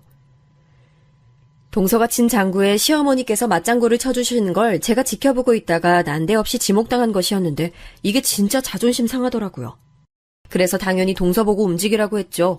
그랬더니 돌아온 동서의 대응이 상상 초월이었답니다. 지금 뭐 하세요, 형님? 어머님이 형님 보고 말씀하셨는데 그렇게 따르셔야죠. 당장 젓가락 내려놓으시고 엉덩이 의자에서 떼세요. 자, 부엌으로 출발. 넉넉하게 3분 드릴게요. 뻔뻔한 미소를 지으며 그렇게 말을 하길래 제가 시어머니 쪽을 자동으로 쳐다봤죠. 그런데 시어머니께서는 별 반응 없이 식사를 하고 계셨고 결국 제가 밥 먹다 말고 한숨과 함께 일어난 거예요. 애써 부엌 창고로 가서 와인을 찾아오면 그걸로 끝나지 않고 동서의 박학다식한 와인 설명을 일단 듣고 나서 제가 그걸 시어머니께 직접 따라드려야 했어요.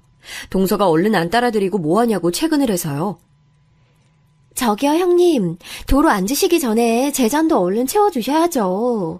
이왕 따라주시는 김에 다 해주셔야 하는 거 아니에요? 제가 회사에서 별별 차별을 다 받아봤고 오만 산전수전 다 겪어본 사람이었기 때문에 간신히 표정 관리가 가능했네요. 동서에게 와인을 따라주면서 제 속이 얼마나 복잡했는지 몰라요. 시어머니께서 동서 앞에서 저를 대우 안 해주시는 것은 제가 대우받는 것을 동서가 원하지 않고 있기 때문이었답니다. 솔직히 동서가 고고하게 굴면서 여왕이라도 된 것처럼 행동하는데 시어머니라고 그 점이 어떻게 고깝게만 보이셨겠나요? 하지만 동서는 좋은 대학을 나왔을 뿐더러 이때 대학원에서 석사 과정을 밟고 있었기 때문에 시어머니께서는 학벌이 대단하니 사람도 대단하게 보인다는 말씀과 함께 참으셨을 뿐이죠. 사실 그렇게 생각하시는 줄로 심증만 있었는데 시어머니께서 시누이와 단둘이 소주 한 잔 걸치시면서 대화하는 내용을 제가 의도치 않게 엿들었다가 알게 됐답니다. 그렇다면 시어머니는 그런 이유라 치고 동서는 왜 저를 안 이뻐했던 걸까요? 그 이유는 동서의 말 속에서 찾을 수 있었어요. 자기 친구랑 큰 소리로 통화하는 소리가 제게도 다 들렸었거든요. 정말 짜증나 죽겠어. 집안도 변변치 않고 죄다 못 배워먹은 무식한 종자들만 가득하던데 꼴랑 2년제 전문대 나온 것 가지고도 유세를 떠는 게 코미디야. 새로 들어간 회사 일이 어떻고 저쩌고 유식한 척 떠들 때마다 머리 한 대 쥐어봐가지고 싶다니까. 지금 내 앞에서 자기가 일적으로 잘 나간다고 자랑하는 거야 뭐야? 그래봤자 엘리트 집안에서 자란 나와는 상대도 안 되는 천한 집구석 출신 주제에 왜 그렇게 자기 분수를 모르고 설치지? 저를 겨냥한 말이었는데 제가 경력을 바탕으로 이직에 성공한 회사에서 인정받으며 일을 시작했다는 게 동서는 그렇게 불만이었나 봐요. 지적 지식이 넘치는 자기는 석사학위 따느라 눈밑이 시커멓게 될 정도로 고생하고 있는데 무식한 제가 월급 따박따박 받는 직업이라고 뻗대면서 일 얘기 늘어놓는 게 꼴보기 싫어서 미치겠다고도 하더군요. 와, 그거 듣고 진짜 제가 어이없어서 혼났네요. 회사 특성상 여자보다 남자가 월등히 많았고 구조를 보면 확실히 여자가 승진이나 업무 추진 부분에 있어서 불리했어요. 그런데 저는 탄탄한 집안 배경이나 인맥 같은 백 하나 없이 여자에다가 그것도 2년제 전문대 나온 입장에서 매일매일이 전쟁이었습니다. 그만큼 치열한 하루를 반복하는 중이었어요. 제 이런 사정은 알지도 못한 채로, 아니 알고 싶지도 않아 하면서 무작정 동서는 저를 까내리고 있었던 거예요. 일자랑이라니, 그건 신우이가 매번 제 회사 생활 얘기를 궁금해해서 어느 정도만 말해줬을 뿐인 게 다였어요. 만약에 제가 집안 빵빵한 사람이었으면 동서가 저렇게 저를 얕잡아 볼 수 있었을까 하는 가정을 해보니 쓴웃음이 지어지더군요. 저는 동서를 제 마음속에서 멀리하기로 다짐해버렸죠. 동서도 저를 멋대로 깎아내리며 싫어했으니 저도 동서에게 왜 제가 자기를 멀리하게 됐는지 알려주지도 않고 또한 변명할 기회 따위는 주지 않은 채 제 안에서 동서를 배척해버리기로 한 거예요. 그 변화는 금세 겉으로 드러났기에 얼마 후부터 동서가 무척 당황스러워하는 게 보였어요. 원래 같았으면 제가 좋은 게 좋은 거라는 생각으로 그냥 해줬을 일들을 안 해줬거든요. 형님, 다음 주말에 어머님이랑 같이 장 봐서 갈비찜 하기로 하셨다면서요? 그때 3분의 1 정도는 매운 갈비찜으로 해주세요. 제가 요즘에 칼칼한 게 입에서 자꾸 당기네요. 원래는 매운 거 안 즐기는 편인데 형님이 매운 갈비찜 맛있게 해주시면 그건 제가 성의를 다해서 먹어보겠습니다. 동서, 누가 매운 거 좋아하는지 어쩐지 동서한테 물어봤어? 아무도 안 물어봤는데 혼자 잘 노네. 집안에 매운 거 좋아하는 사람 아무도 없는데 동서 하나 때문에 굳이 매운 갈비찜을 따로 하는 건 너무 비효율적인 것 같아. 그냥 동서가 갈비찜 위에다가 고춧가루 뿌려 먹어. 아니면 갈비 한 입, 청양고추 한 입 이렇게 번갈아 가면서 먹든가. 그럼 매운 갈비찜 완성이네. 뭐라고요? 그렇게 먹는 게 어떻게 매운 갈비찜이랑 똑같아요? 형님은 그냥 갈비찜이랑 매운 갈비찜이랑 차이도 모르세요? 하나는 간장 색깔이고 하나는 아예 빨간 색깔이라서 아예 요리법이 다르잖아요. 요리 잘하신다더니 이런 것도 모르시나 봐. 무식한 냄새. 형님답지 않게 말대꾸하시고 그냥 매운 갈비찜이나 얌전히 만드세요. 동서가 내 말 못 들은 모양이구나. 다시 말해줄게. 너 말고는 매운 갈비찜 처먹을 사람 없다고. 그러니까 따로 만드는 건 비효율적이라고. 매운 거 먹고 싶으면 네가 혓바닥 위에 고추를 바르면 된다고. 자, 이제 이해됐지? 설마 동서처럼 똑똑한 사람이 못 알아듣고 나에게 말대꾸하는 일은 없을 거라고 생각해? 제 말이 끝나자 동서의 얼굴은 서서히 빨갛게 달아오르기 시작했어요. 마치 매운 갈비찜을 먹은 사람처럼 말이죠. 제가 어떻게 자기한테 감히 이럴 수 있는지 이해가 안 된다는 표정이었어요. 화가 난 듯 보이기도 했지만 저의 차가운 목소리에 대고 다시 반박할 생각까지는 안 드는 모양이었습니다. 입을 꾹 다물더니 그 이후로는 저만 빼면 눈을 째리기 시작했어요. 그걸 숨기지 않으니까 오죽하면 시아버지께서도 몹시 당황해하셨죠. 혹시 며느리들끼리 사이가 안 좋은 건가 싶어서 자꾸 분위기를 살피시는 듯했어요. 그래서 저는 일부러 동서와 딱히 문제가 없는데 동서 혼자 왜 저러는 건지 의문이라는 듯 어색하게 웃으며 지냈었네요. 그런 제가 가증스럽다고 생각이라도 했는지 동서는 저를 보면 약이 오른다는 듯 은근하게 씩씩거리더군요. 그때까지만 해도 시아버지 그리고 제 남편을 제외하고는 아직까지 다들 동서의 눈치를 살살 보고 있던 시기였네요. 저는 시댁에서 소외되더라도 어차피 제 남편의 가족들이기에 잘 지내고 싶은 거지 그 이상 그 이하도 아니었기 때문에 아쉬워하지 않았어요. 오히려 남편과 편하게 둘이 여가 시간을 잘 쓰면서 부부 사이가 더 돈독해졌답니다. 그리고 저는 야간대학으로 4년제 대학을 다니기 시작했어요. 저의 높은 이상을 받쳐주려면 학력이 우선 준비돼 있어야 저의 기회가 언제쯤 찾아오든 상관없이 제 날개를 펼칠 수 있을 것 같더라고요. 남편의 응원과 지지가 크게 작용했네요. 제가 잘 돼야 자기도 잘 되는 거라고 말해주는 남편이 있어서 저는 도전이라는 것을 두려워하지 않았던 듯 싶어요. 남편이 이렇게 나오자 시부모님께서도 점차 저희 부부를 다른 눈으로 주시하기 시작하셨어요. 제가 회사 일에 의욕적이라는 것만 아셨을 뿐이었던 시어머니께서도 회사에서 제 위치가 어떻게 되는지, 회사는 뭘 해서 먹고 사는 회사인지 그런 것들에 관심을 가지시더군요. 나는 큰애가 회사를 유독 열심히 다닌다고만 생각했는데 야간대학까지 다니면서 더 큰 미래를 준비하고 있었다는 게 너무 놀랍구나. 그렇다면 우리 집안에는 또 4년제 대학 간판단 사람이 추가되는 거네. 정말 멋지다. 내가 20년만 젊었다면 큰애 너처럼 살고 싶을 정도로 여자 인생 한번 폼나게 살아가는구나. 어머님, 지금도 늦지 않으셨어요. 배우고 싶으신 거 있으시면 배우시고 활동하시고 싶으신 분야가 있으면 도전해보세요. 저번에 보니까 어머님 영어 공부에 흥미 있으시던데 영어 배워서 자막 없이 외국 영화 보는 게 소원이라고 하지 않으셨어요? 알파벳부터 배워보세요. 뭐든지 배워놓으면 쓸모없는 건 없어요. 내가? 영어 공부를? 아이고, 큰애야. 중학교밖에 안 나온 내가 언감생심 영어를 어떻게 배운다고 그러니. 작은 애가 일전에 하는 말이 타고난 환경이며 공부머리 이런 게 중요하기 때문에 못 배우고 산 사람들은 평생 그렇게 사는 법이라고 하던데. 그래도 시작은 해볼까? 알파벳 모시기? 부끄러운 것인지 드러내진 않으셨으나 시어머니께서는 분명히 영어를 배우고 싶어 하셨기 때문에 저는 그 길을 적극적으로 밀어드렸어요. 그로부터 얼마 지나지 않았을 때부터 시어머니께서는 확실히 저를 보는 눈빛이 달라지셨고요. 시누이는 자꾸 자기 애들을 시켜서 저에게 애교를 부리게 만드는 등 왠지 모르게 저를 향해 태도를 더욱 유하게 하더라고요. 하지만 동서는 이런 변화를 전혀 반기지 않았습니다. 시댁 집안 꼴이 너무 보기 안 좋게 되어가고 있다면서 원흉으로 저를 꼽았어요. 자꾸 저한테 틱틱거리면서 신경질을 부리길래 저도 욱해서 한마디 했죠. 불만 있으면 정확히 얘기를 할 것이지 쓸데없이 빙빙 돌리지 말라고요. 그랬더니 동서가 코웃음 치면서 이러더군요. 저랑 어머님 사이 이간질해서 갈라놓고 형님 그렇게 안 봤는데 정말 고단수셨네요. 고민 척하는 여우가 여자들 사이에서는 가장 재수없는 거 아시죠? 바로 형님 같은 사람이요. 내가 곰이든 여우든 적어도 동서보다는 덜 약일 것 같은데? 이간질이라니. 본인이 했던 짓이면 다른 사람도 그럴 거라고 생각하나 봐. 나를 왜 그렇게 싫어하는지는 알겠는데 어른이면 어른스럽게 어느 정도 감정은 갈무리하면서 살자, 동서야.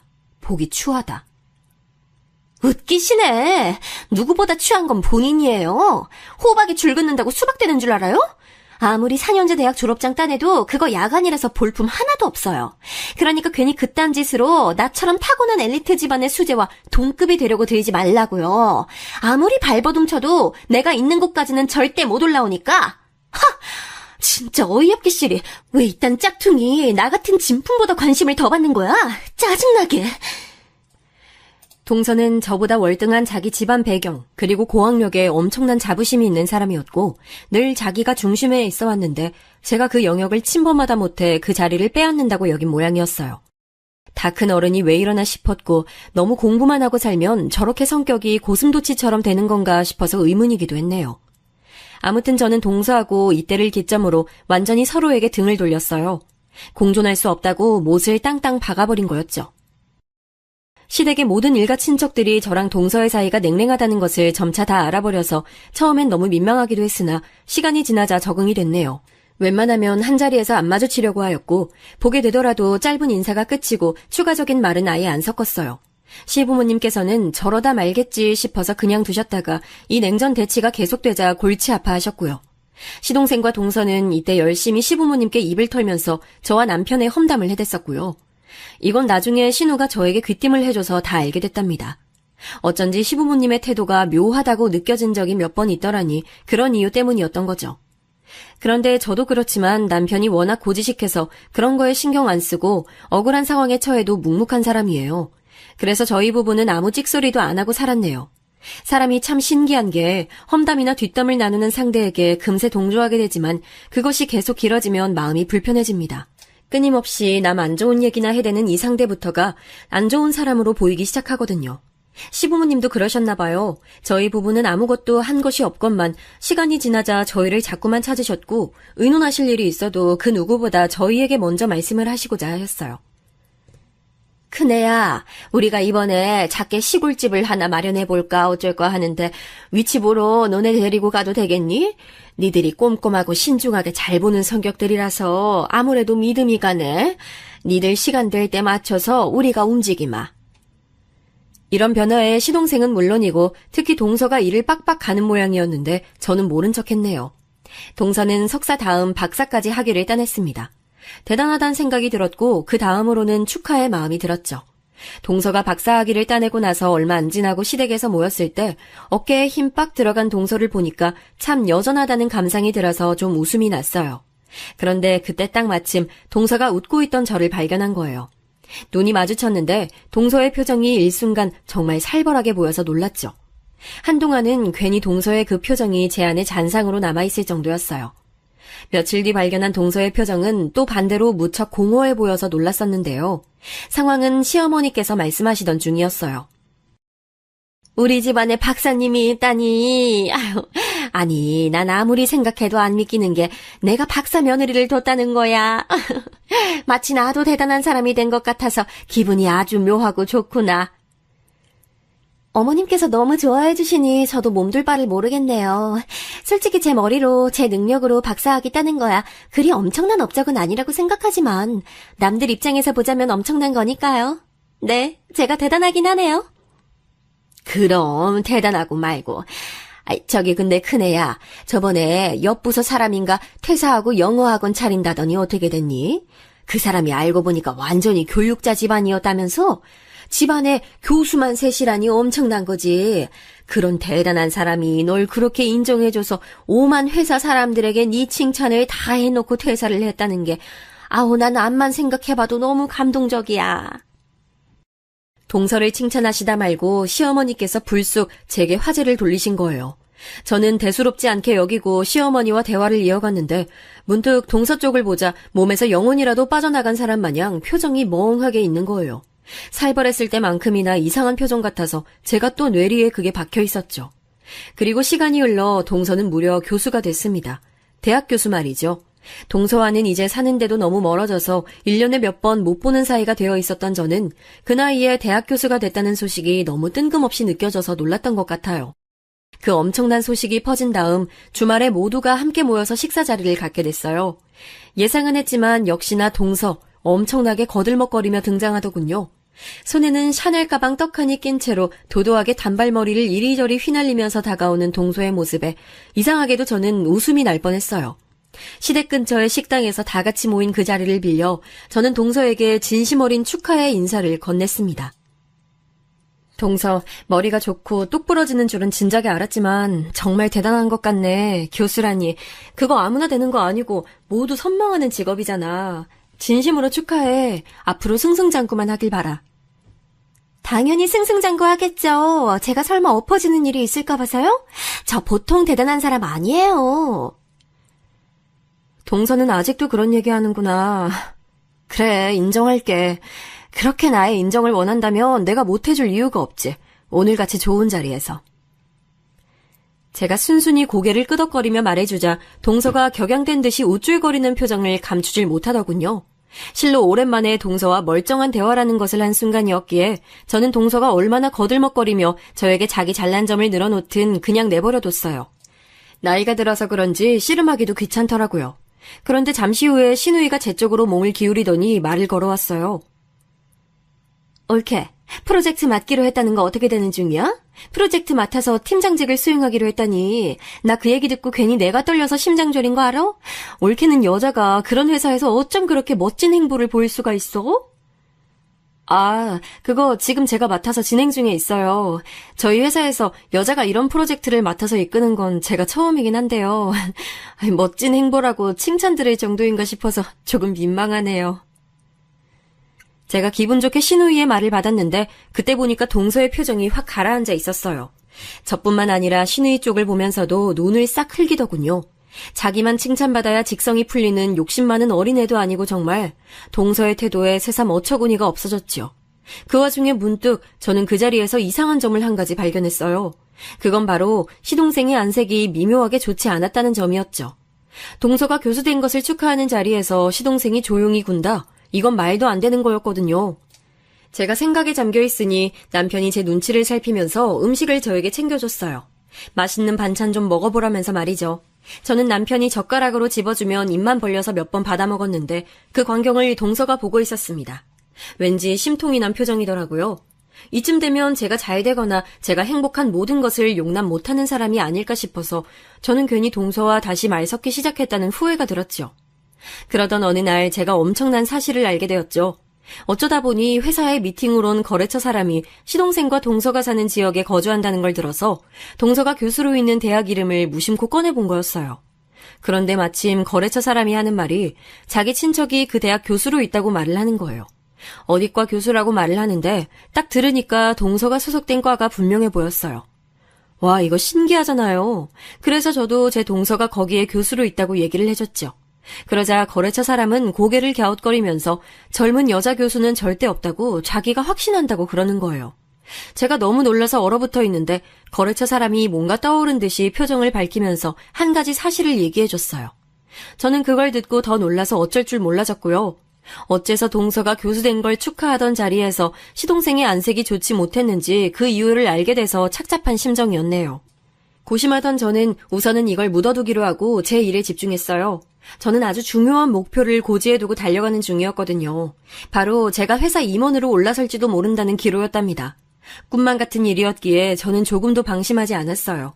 그리고 마침내 저는 학수고대하던 순간을 맞이하게 됐어요. 바로 제가 회사의 어엿한 임원 자리에 오른 것이었죠. 그간 네가 정말 고생 많았어. 너야말로 정말이지 저기 먼 밑바닥에서부터 능력과 끈기와 오기만 믿고 불도저처럼 다 밀고 올라온 사람이잖아. 그거 내가 옆에서 다 봐왔고 네가 얼마나 네 자신에게 한 점 부끄럼 없이 편법 한 번을 안 쓰면서 정직한 노력해왔는지 내가 알아. 내가 바로 증인이야.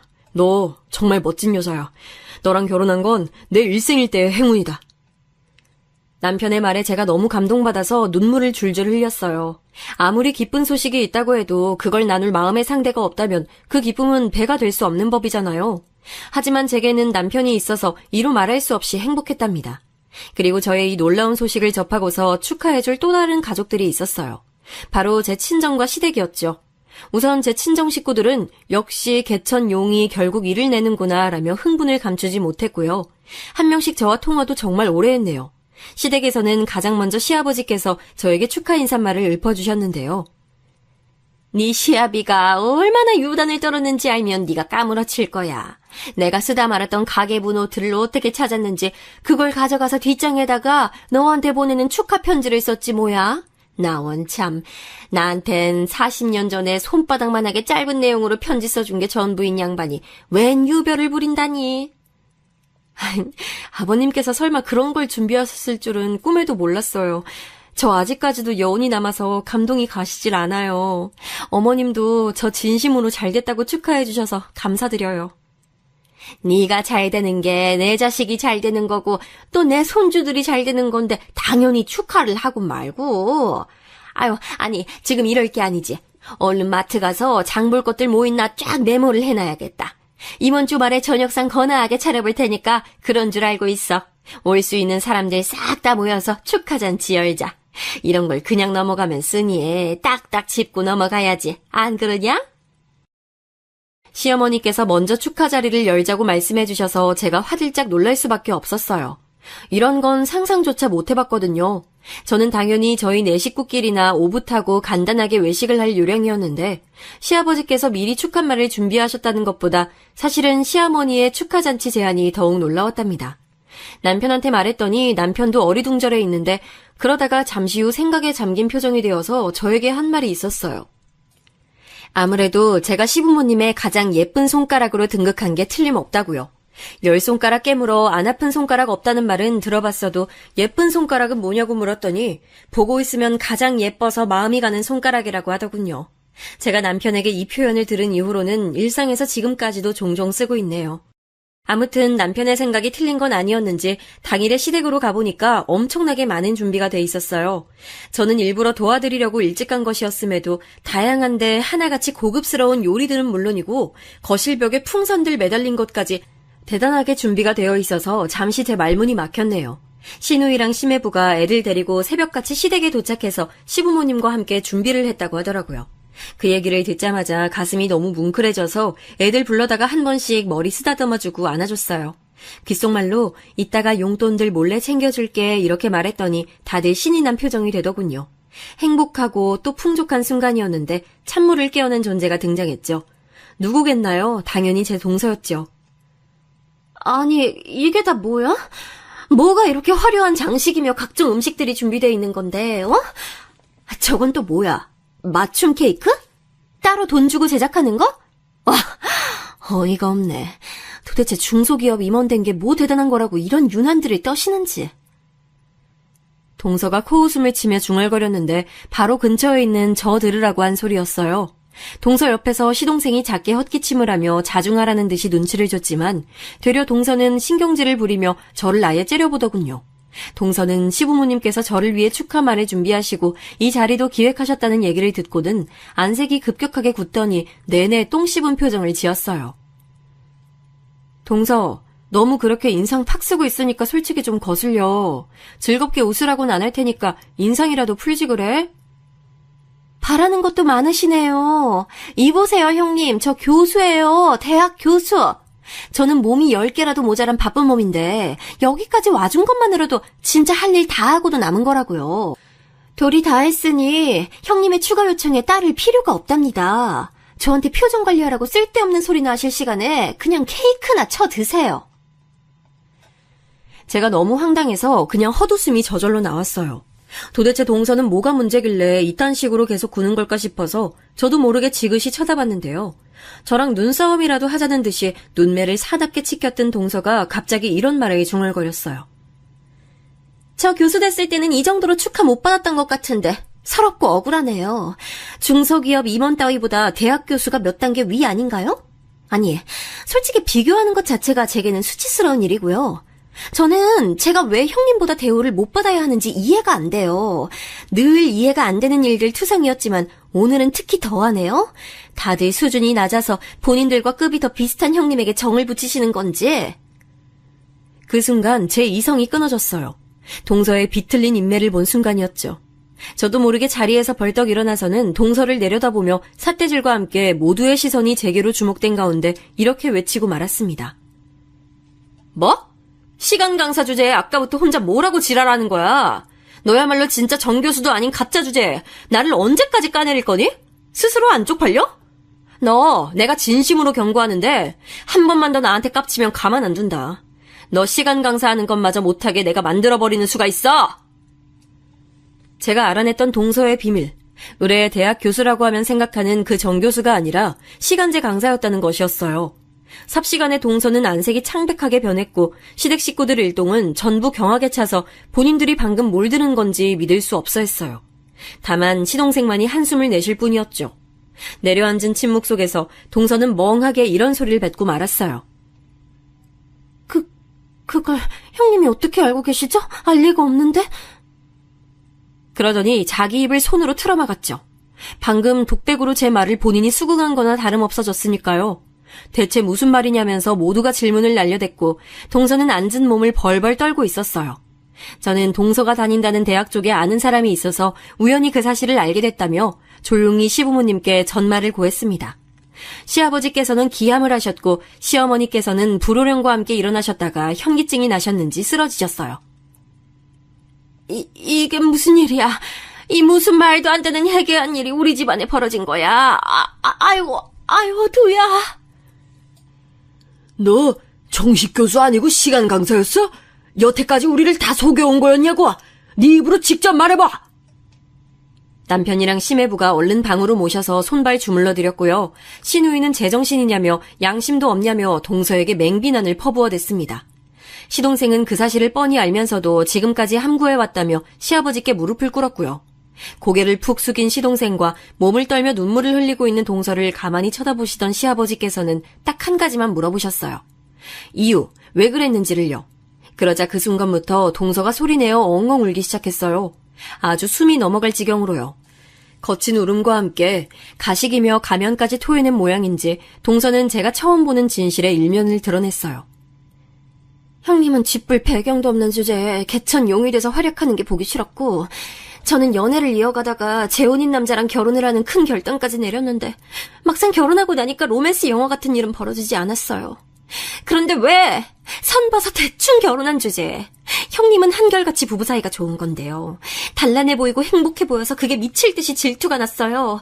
저는 박사학위까지 뼈와 살을 깎는 노력으로 따냈는데 아버님 어머님은 고작 회사에서 인정받는 게 전부인 형님에게 더 관심을 주셨죠. 불공평하다고 생각했어요. 그래서 만약 제가 교수가 됐다고 하면 모두가 저를 우러러보고 형님마저 저에게 고개를 숙이게 될 것 같아서 거짓말하게 됐어요. 영원히 속일 수 있다고 생각하진 않았어요. 정말이에요. 때가 되면 진실을 밝히려고 했다고요. 진실을 직접 밝히려고 했다는 건 왠지 믿어지지가 않았어요. 동서 같은 사람이 스스로 까발렸을 리가요. 거의 실신할 듯이 한참 오열하며 속마음을 털어놓은 동서는 울음이 잦아들자 정신이 좀 들었는지 황급히 일어나다가 신우이가 날랜 싸대기를 맞고 바닥에 나뒹굴었습니다. 이 나쁜 년아, 사람을 기만하는 것도 정도가 있지 어쩜 이럴 수가 있어. 그동안 네가 한 행동들이 있어서 가뜩이나 네가 곱게 보이지 않는데 뭐? 열등감에 시달려왔으면 다야? 넌 그냥 뭣도 아니고 그냥 더러운 사기꾼일 뿐이야, 알아? 신우이의 일격에 솔직히 제 속이 시원해졌네요. 동서는 시동생의 부축을 받으며 집을 나서던 길에 기어들어가는 목소리로 저에게 그간 죄송했다고 말을 전했어요. 저는 그저 복잡한 심경이 담긴 깊은 한숨을 내쉴 뿐이었죠. 그날 이후로 동서는 시댁의 발걸음을 뚝 끊었어요. 그럴 것 같았는데 역시나 그러더군요. 시동생이 수척해진 얼굴로 사과를 하려고 시댁에 올 뿐이었죠. 저는 시동생에게 그간 죄송했다는 사과를 받았는데 그러면서 조금 놀라운 얘기를 들었어요. 동서가 자기 큰언니와 아주 옛날부터 앙금이 매우 깊은 사이인데 제가 그 큰언니와 성격이며 말투까지 빼다 박았다고 시동생이 그러는 거예요. 동서는 오죽하면 큰언니가 너무 싫어서 자기 친정에도 그 이유로 안 가는 사람이라고 하더군요. 어쩐지 제가 동서의 레이더망에 잘못 걸린 표적이 돼서 비호감으로 찍혔다고 보기엔 약간의 설득력이 부족했는데 그런 내막까지 있었던 거예요. 어떤 이유로든 동서가 저에게 지독히도 아나무인으로 군 것, 거짓말로 모두를 기만한 것에 면죄부를 줄 수는 없는 거였으니까요. 동서는 자기 체면이 완전히 망가져버렸다는 것이 견디기 힘들었는지 점점 성격이 예민해져서 시동생과도 걸핏하면 싸웠고요. 그러다가 별거를 하게 됐어요. 시간 강사 일도 잠시 쉬기로 했다고 들었네요. 시댁 식구들은 이제 동서만 떠올리면 다들 일제히 한숨을 쉬게 돼버렸고요. 야심 가득했던 동서가 이런 처지로 전락해버렸다는 게 씁쓸하지만 자업자득이니까요. 저는 내일도 열심히 달려볼 생각이랍니다. 한계는 없다는 신념으로 말이죠.